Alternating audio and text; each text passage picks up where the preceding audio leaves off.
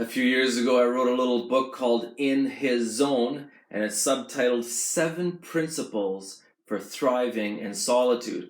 And what I did is I spent 8 days sitting on a raft on a lake in the middle of the wilderness, 8 days of complete solitude. And what I was trying to do is to put into practice some wisdom that comes from the Desert Fathers in the monastic tradition on how to maintain interior peace and the joy of the Lord and the sense of the presence of God. And the 7th principle is, if you keep the rhythm will keep you. You see, the Desert Fathers who were living, many of them as hermits in the wilderness, they found that if their day had a consistent structure, that following the structure of the day would bring peace and joy.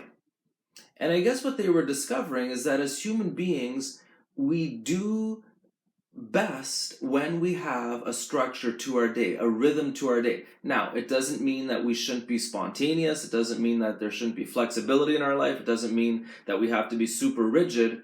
But the truth is that as human beings, we do best with a certain rhythm. We're the most fruitful, the most productive when we have a rhythm to our day. Now, the Jewish people understood this. They understood that all of creation has rhythm. The stars, the moons, the tides, our bodies, the heartbeat, the breathing. There's a rhythm.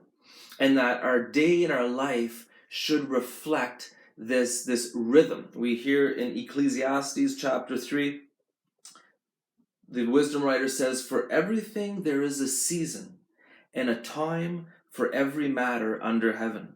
A time to be born, and a time to die. A time to plant, and a time to pluck up what is planted," and so on.